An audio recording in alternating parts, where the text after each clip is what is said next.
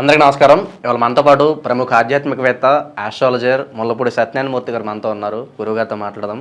గురుగారు నమస్కారం. నమస్కారం. మనకంట 2025లో అన్ని రాశుల వారు మాకు ఎలా ఉంటుందో తెలుసుకోవాలని చెప్పి కుతూహలం ఎవరికైనా ఉంటుంది. సాధారణంగా కొత్త సంవత్సరం కాబట్టి మాకు ఎలా ఉంటుందో తెలుసుకోవాలనుకుంటారు.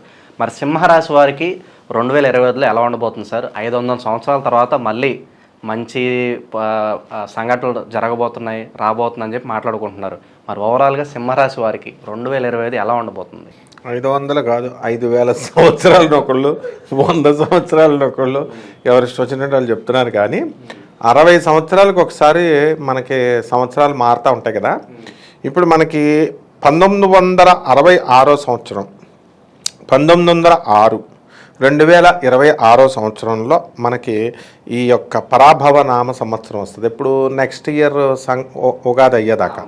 ఇప్పుడు ప్రజెంట్ రేపు ఉగాది నుంచి తర్వాత మనకి విశ్వావసు అని అంటాం.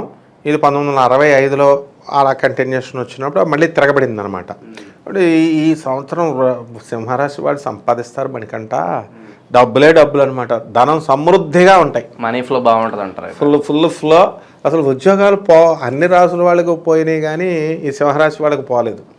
సింహరాశి వాళ్ళకి విచిత్రం ఏమిటంటే ఈ యొక్క సంవత్సరంలో మనకి మే వరకు ఈ గురుడు మిథున రాశికి అవుతాడు. 14 మే వరకు ఉండి 14 మే 2025లో మిథున రాశికి వెళ్ళిపోతాడు ఆయన.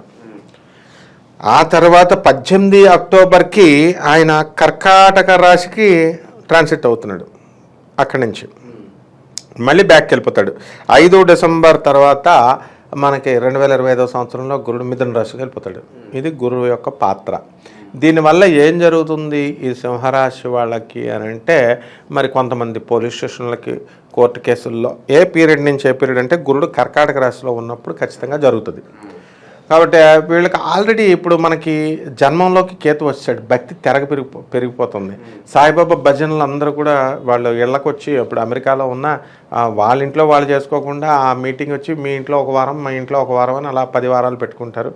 వీళ్ళందరూ వీళ్ళల్లో కూడా మీటింగ్లు పెట్టుకోవడం, భక్తి కార్యక్రమాల్లో వెళ్ళడం, ఎక్కడో భజన చేస్తుంటే ఒక 20 కిలోమీటర్ల దూరం వెళ్ళి చపాతీలు ఇచ్చి రావడం, ప్రసాదాలు, ఇలాంటి ఆధ్యాత్మిక కార్యక్రమాల్లో లగ్నకేతువు కదా, భక్తి ఎక్కువైపోద్ది.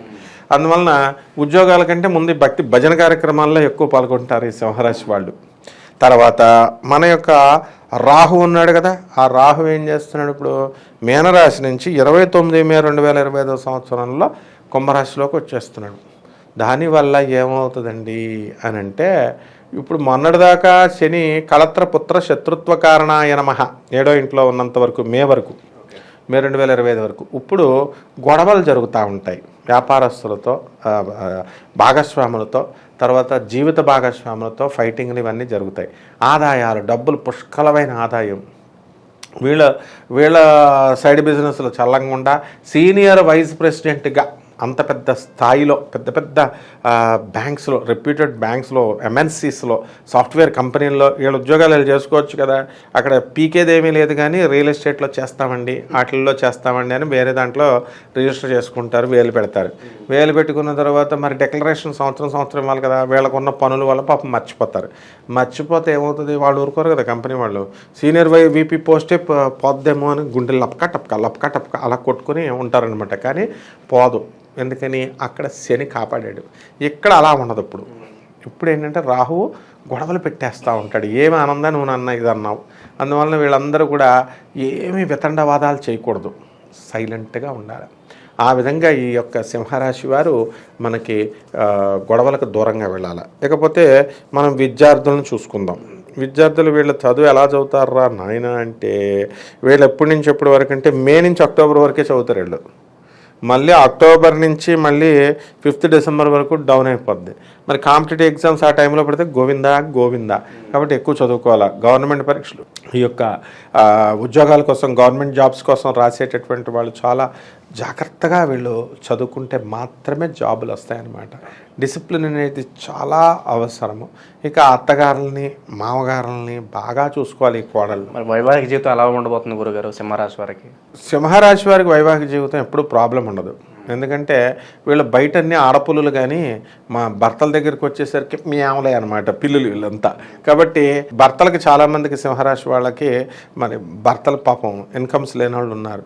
అప్పుడు వాడి డబ్బులు వాడు చూసుకోవాలి కదా, అందుకని చికెన్ పట్టరా అని పెళ్ళం పంపింది అనుకో, అది ఒక 500 రూపాయలు ఉందనుకో 900 అని చెప్తాడు, వీడికి సాయంత్రం కావాలి కదా.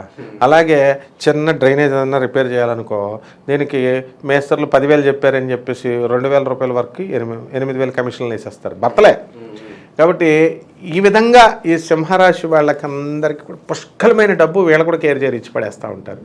కాబట్టి సింహరాశి వాళ్ళకి అద్భుతంగా వైవాహిక జీవితం ఇంకేముంది, గొడవే లేదు, హాయిగా వాళ్ళు అడిగింది వాళ్ళు ఇచ్చి పడేస్తున్నారు, ఎక్కువ అన్యోన్యంగా ఉంటారు. శుభకార్యాలు జరగడానికి ఏదైనా ఆస్కారంగా అనిపిస్తుందా త్రూఅవుట్ ఈ సంవత్సరం అంతా కూడా? ఖచ్చితంగా ఉంది. వీళ్ళు ఏంటంటే పిలిచినా పిలవకపోయినా శుభకార్యాలకు వీళ్ళు పని కట్టుకొని వెళ్తారు, అక్కడ దగ్గరుండి ఇచ్చేస్తారు.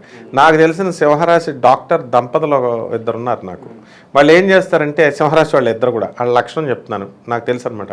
ఎవరు పెళ్ళైనా సరే వీళ్ళు ఒక కవర్లో ఒక 500 రూపాయలు జేబులో పెట్టుకుంటారు. ఇక్కడ ఖైరతాబాద్లో మన డాక్టర్లు వాళ్ళు వెళ్ళిపోయి ఎవరు ముస్లిమ్స్ పెళ్ళైనా ఏదైనా శుభ్రంగా వెళ్ళి భోజనం చేసేసి వచ్చేసేటప్పుడు 500 రూపాయలు కవరు వాళ్ళకి చదివించేసి వస్తారు. ఒక హోటల్కి వెళ్తే ఎంత అవుతుందో అంతా వాళ్ళకి 1000 రూపాయలు 500 ఎంతో అంత ఇచ్చేసి వచ్చేసేవారు. సో ఆ విధంగా పిలవని పేరంటాలకే వెళ్తుంటే శుభకార్యాలు అంటే ఏంటి మనకంట బ్రహ్మాండంగా వాళ్ళ పిల్లల పెళ్ళిళ్ళు, వాళ్ళ పిల్లల చదువులు, ఫ్రెండ్స్ అన్ని భుజస్కంధాల మీద వేసుకోవడమే సింహరాశి వాళ్ళు అంటే. దుమ్ము దులిపేస్తారు, అసలు తగ్గేదే లే అనమాట. భూమికి సంబంధించిన వ్యవహారాలు, మరి భూములు అమ్మడం కానీ కొనడం కానీ మరి ఇది ఎలా ఉండబోతుంది సంవత్సరం? దానివల్లే కదా చెప్పాను ఇందాక, భూములు సంబంధించి కొందామని అతి తిరుగుతేటలతో వీళ్ళు రియల్ ఎస్టేట్ కంపెనీలోకి వెళితే అక్కడ సంపాదించింది 10 పైసలు లేదు, ఉన్న ఉద్యోగానికి ఎసరు వచ్చింది. కాబట్టి రియల్ ఎస్టేట్లో వీళ్ళకి అంత అనుకూలంగా ఇంకా లేదు, ఇంకా పుంజుకోవాలి. ఇప్పుడు కుజుడు కర్కాటక రాశిలోకి వచ్చి కొంచెం డౌన్ పొజిషన్లో ఉన్నాడు, నీచపట్టాడు. అలాంటి ఇంకా కొన్ని సందర్భాలు ఉన్నాయన్నమాట ఈ కుజుడు యొక్క మూమెంట్స్ని బట్టి. కాబట్టి ఈ సింహరాశి వాళ్ళకి ఏంటంటే ఇప్పుడు సరిగ్గా సెప్టెంబర్ ఆ ప్రాంతం, ఆగస్టు సెప్టెంబర్ ప్రాంతానికి వచ్చేసరికి సరిగ్గా చలికాలం అనమాట. వీళ్ళకి వ్యాపారం మీద దృష్టి పోద్ది, రొమాన్స్ మీద దృష్టి పెరిగిపోద్ది. కాబట్టి అంతే కుజుడు, అంతే కుజుడు శుక్రుడితో వస్తే వాళ్ళు అదే మాకేం తెలియదండి, అబ్బే మాకు అలాంటి ఆలోచన లేదండి అంటారు. వాళ్ళ శుక్రుడు ఇంట్లోకి వచ్చినప్పుడు ఆయన రెచ్చగొడతా ఉంటాడనమాట ప్రేమని. అందువలన వాళ్ళు ఒక రియల్ ఎస్టేట్ వల్ల పెద్ద లాభం ఏమి లేదు, వీళ్ళు స్లోగా మిగతా వ్యాపారాలు చేసుకోవాలి. గురుగారు, ప్రేమికులకి ఏమైనా శుభవార్త ఉందా? ప్రేమ వివాహాలు చేసుకోవాలనుకుంటారు, అటువంటి వరకు మరి 2025లో ఎలాంటి వార్తలు ఉంటాయి? బ్రహ్మాండమైనటువంటి ప్రశ్న అడిగావు. ప్రేమికులకి మ్యారేజ్తో పాటు బోనస్లు కూడా. నీకు చాలామంది నేను చెప్పినప్పుడు మేము చదువుకున్నప్పుడు చూసాం, ఇది పెళ్ళిళ్ళు చేసుకుంటారు, పెళ్ళిళ్ళు చేసుకున్నప్పుడు చంకలో బిడ్డను కూడా అనమాట. కొంతమందికి బోనస్లు, సింహరాశి వాళ్ళకి అంత ఎక్స్ట్రా బోనస్లు. కాబట్టి ఈ సింహరాశి వాళ్ళకి వద్దంటే శుభకార్యాలు జాగ్రత్తగా ఉండాలి వీళ్ళు. కాబట్టి పిల్లలతో సహా, పిల్లలు లేని వాళ్ళకి పిల్లలు పుట్టేస్తారు. ఆ తర్వాత మ్యారేజ్ డేకే, ఇప్పుడు మ్యారేజ్ అయినా నెక్స్ట్ మంత్కే ప్రెగ్నెంట్ అని తెలిసింది సింహరాశి పిల్ల. ఏమిట్రా బాబు అని అంటే భార్యాభర్తలు కొట్లాట్లు చాలా ఫాస్ట్గా ఉంటారు. ఈ సంవత్సరం వరకే మళ్ళీ ఈ ఫలితాలు 2025 మళ్ళీ తర్వాత మళ్ళీ అలా ఉంటారు డిసిప్లిన్ మళ్ళీ. కాబట్టి హ్యాపీగా ఉంటుంది. సో ఆరోగ్యపరంగా ఎలా ఉండబోతుంది త్రూఅవుట్ ఇయర్? వీళ్ళకి ఎలా ఉండబోతుంది ఆరోగ్యపరంగా? మెంటల్ టెన్షన్ వీళ్ళకి. తర్వాత ఈ యొక్క అండం, గర్భాశ్రయం నొప్పులు పాపం, ఈ ఋతుస్రావం టైంకి రాకపోవడం, ఇలా అనమాట. అందుకని ఈ ప్రాబ్లమ్స్ తప్ప మిగతాదంతా బాగానే ఉంటుంది. ఇంకా వీళ్ళు మంచి ఫలితాన్ని రావడానికి సంవత్సరం అంతా చేసుకోవడానికి వీలుగా ఏదైనా అద్భుతమైన రెమెడీస్ చెప్పండి సింహరాశి వారికి. సింహరాశి వాళ్ళు ఏంటంటే ఇప్పుడు అమెరికా లాంటి ప్రాంతాల్లో రావి చెట్లు, తులసి చెట్లు దొరకవు, కొనుక్కొని ఏదో పెట్టుకుంటారు. ఆస్ట్రేలియా అయితే టోటల్ బ్యాన్, అసలు తులసి చెట్టు కూడా ఉండదు. కాబట్టి వీళ్ళంతా కూడా ఏం చేయాలంటే దుర్గాదేవిని పట్టుకోవాలి. రాహు జపం, రాహు స్తోత్రాలు, రాహుకి కిలోంపావు మినుముల్ని ఆవుపేట రంగు ఉన్నటువంటి వస్త్రాన్ని పేద బ్రాహ్మణులకి మనం దానం చేసుకోవడం, సున్నలో కొని పేదవాళ్ళందరికీ పంచడం. తర్వాత దుర్గాదేవి యొక్క పాదపద్మాలకి ఓం కనకదుర్గాయే నమః అంటూ కుంకుమార్చన చేసుకోవాలి. అలాగే దశమహావిద్యల్లో ఒకటైనటువంటి చక్కగా మనకి బగలాముఖి అమ్మవారి యొక్క హోమాన్ని వీళ్ళ ఇళ్లలో జరిపించుకోవడం. ఇంకోటి ఏంటంటే అమెరికా లాంటి దేశాల్లో రావి చెట్లు లేవు కాబట్టి అలా వాళ్ళని వదిలేసి ఇక్కడ ఇండియన్స్ మనం ఏం చేయాలంటే రావి చెట్టును ఒకటి సెలెక్ట్ చేసుకోవాలి, 3 బకెట్ల నీళ్ళు పొయ్యాలి డైలీ. 41 రోజులు కంటిన్యూస్ 108 ప్రదక్షిణాలు చొప్పున చేయాలి. రావి చెట్టుని కౌగిలించుకోవాలి. రావి ఆకులు కింద పడిపోతాయి కదా, కౌగిలించుకొని కోరిక చెప్తారు. పెద్దవాళ్ళంతా కూడా నాందేడ్ నుంచి, లాతూర్, ఉస్మానాబాద్ నుంచి, మహారాష్ట్ర వాళ్ళంతా అదే చేస్తారు. ఈ రావి ఆకు పడిపోయినటువంటి రావి ఆకు మాత్రమే, రావి చెట్టు ఆకు కోస్తే మాత్రం మహాపాపం. ఆ యొక్క ఆకుని రాసి దాన్ని శివలింగం మీద పెట్టి చక్కగా వీళ్ళు ఓం నమ శివాయ అని నీళ్ళు పోయాలి. ఇదే రండి. ఈ విధంగా కనుక చేసినట్లయితే బ్రహ్మాండంగా ఉంటుంది. 2025లో ఓవరాల్గా సింహరాశి వారికి ఎలాంటి ఫలితాలు ఉంటాయి, ఎలాంటి రెమెడీస్ చేసుకోవాలి, చాలా బాగా వివరించారు. నూతన సంవత్సర శుభాకాంక్షలు గురుగారు, ధన్యవాదాలు. నీకు కూడా, ప్రేక్షకులందరికీ కూడా నూతన సంవత్సర శుభాకాంక్షలు. ధన్యవాదాలమ్మా.